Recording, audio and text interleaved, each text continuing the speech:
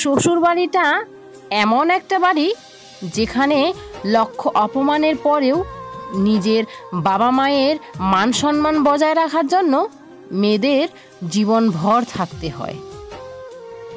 মেয়েরা চাইলেও বলতে পারে না যে বাবা আমি শ্বশুরবাড়িতে সুখী নেই, কারণ সে জানে যে তার বাবা দুঃখ পাবে, তাই সে সব তার মনের মধ্যে চেপে সহ্য করতে থাকে।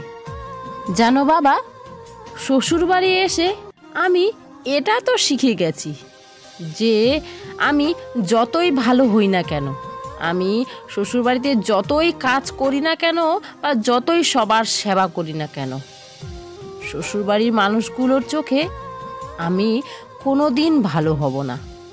আর মা, খাওয়া দাওয়ার পর শুধু দুটো বাসন তোমাকে ধুয়ে দিতাম, তাতেই তুমি বলতে আমার মেয়ে অনেক কাজ করে। সকালবেলা উঠে বাসি ঘরটুকু ঝাড় দিতাম আর বিছানাগুলো গুছিয়ে রাখতাম, তাতেই তুমি বলতে আমার মেয়ে অনেক কাজ করে। আর আজ দেখো মা, আমি কত কাজ করছি, সেই সকাল 5টা থেকে রাত 12টা বেজে যায় আমার সব কাজ গোছাতে গোছাতে আর দুটো সন্তানকে গোছাতে গোছাতে।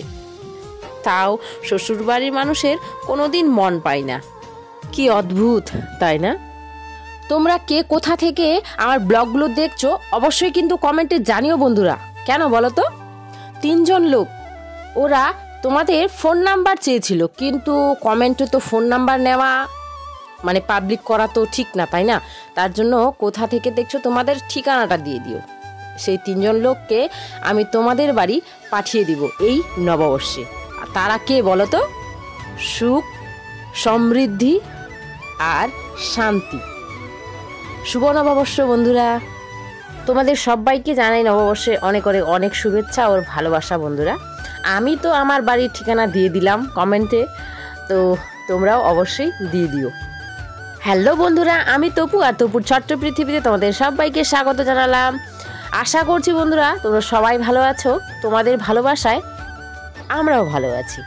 তো আজকে সকাল সকাল কি বলো তো, উঠুন ঘর ঝাড়ু দিয়ে স্নান করে আগে পুজোটাই করেছি, কারণ পরে আমি একটা কাজ করব। একটা কাজ বলতে কি বলতো, নববর্ষের আজকে ঘর পরিষ্কার করব আর কি, ঝুল ঝাড়াঝাড়ি এগুলোই।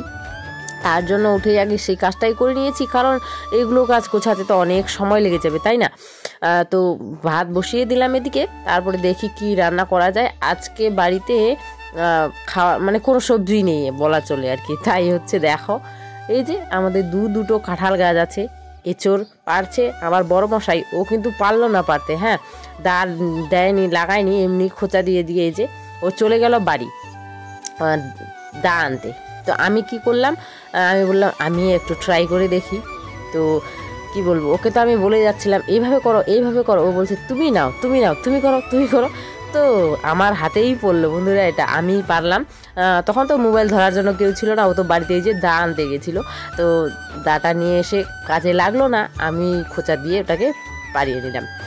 আর ঠাম্মা বলছিল কি রে আবার কাঁঠাল পারবি তো, তোদের আবার ভিডিও করা লাগবে। ওরা তো বোঝে না না ব্লগ কী জিনিস বা কী এগুলো, ওদের তো হাতে নেই মোবাইল। গ্রামের এটাই একটা অসুবিধা বন্ধুরা, যে মোবাইল বের করলে বা স্ট্যান্ড বের করলে নানান প্রশ্নের উত্তর দিতে হয়, নানান কথা শুনতে হয়, মানে কি বলবো, হাসির পাত্রী হতে হয় আর কি। সবাই হাসি ঠাট্টা করে, বুঝি সব, মুখের সামনে না বললেও পেছনে কে কি বলে সব বোঝা যায়, মুখের ভঙ্গিমা দেখে, তাই না বলো? সব বোঝাই যায়। তো যাকগে, তাও হচ্ছে আমি ভিডিও করতেই থাকবো, এবার আর ছাড়ছি না মনের শান্তির জন্য। আমি যেহেতু ভিডিও করতে ভালোবাসি সেই জন্য। তো দুজনেই মিলে এই যে কাঁঠালটা কেটে নিলাম, এখন আমি করব রান্না। আর সকালের জন্য করছি আগে কি বলো তো, ডাল আলু সেদ্ধ, আর বড় মশাই যাবে ডিউটি। তো এইদিকে মশলা বলতে পেঁয়াজ রসুন আদাগুলো কেটে নিলাম, এইদিকে তখন ভাতগুলো হয়ে গেল, ডাল দুটো শুকনো লঙ্কা ভেজে নিলাম, আলু ভর্তা করব, আর হচ্ছে এখানে ডালটা সম্বর দিয়ে দিলাম। তো এখন ওদেরকে আগে খেতে দিব, তারপরে হচ্ছে ওই এঁচোড় রান্নাটা করব।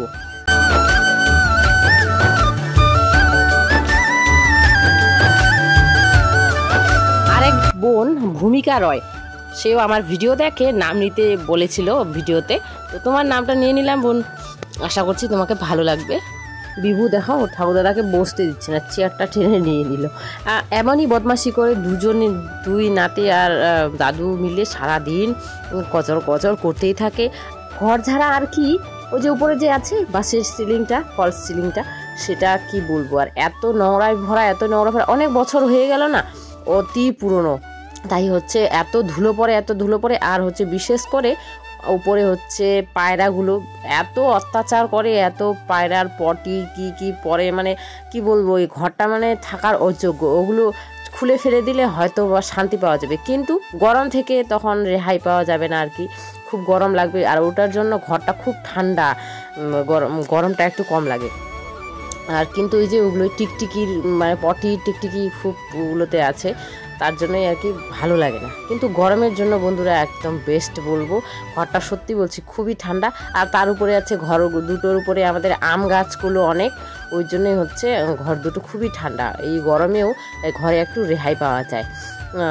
উঠোনটার জন্যই শান্তি নেই, বাপরে বাপ কি বলবো। আর পাকা উঠোনটা না এত গরম। আর এই যে আমার জায়ের ঘরের যে বক্সটার উপরে, এখানে তো মানে ওই পাশে জানলাটা যে দেখতে পাচ্ছ, জানলাটার যে সানসেটটা থাকে, ওখানে আছে ইয়েগুলো, পায়রার ঘরগুলো, কোনোদিন তোমাদের দেখাবো পিছনে আমি।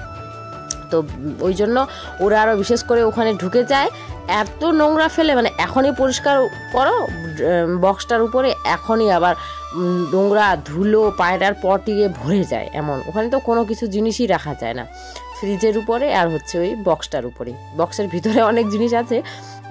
তো জায়ের ওই যে বালিশ টালিশ লেপ তসুক যা আছে আর কি, ওখানেই ভরে রেখে দিই, বাইরে কোনো কিছুই রাখা নেই। ঝুড়িটাও আগে বাইরে ছিল, আমি ওখানে রেখে দিয়েছি ভরে, কারণ বাইরে খুব ধুলো পড়ে যায়। ওরা তো ছুটি যখন হয় তখন আসে, পুজো পার্বণ এগুলোতেই আসে, এই যে পয়লা বৈশাখ আসে সামনে, তখন আসবে ওরা। তো এই যে ঘরটা সব ঝাড় করে টোরে কাপড়গুলো ভেজালাম, তো হাতটা ধোয়া গেল, তো ভাবলাম আগে পেঁপেটা খাই। বাবা অর্ধেকটা খেয়ে রাখলো, বললো খেয়ে নাও, তার জন্য হচ্ছে আমিও সাথে খেয়ে নিলাম, আর একটু দেখো মুখেও মেখে নিলাম। তো কি বলে, আমি তো তেমন আমার কোনো কেয়ারই করি না আমার শরীরের কি হচ্ছে হোক, কোথায় আমি জ্বলে পড়ে ছাই হয়ে গেলাম, মুখে পিম্পল হলো কি হলো না হলো কি, আমি নিজেকে রূপটা আমার আর কি দেখি না। আমার মানে কি বলবো, আমাকে মনে হয় রূপের থেকে গুণটা থাকা বেশি বেটার, তাই না?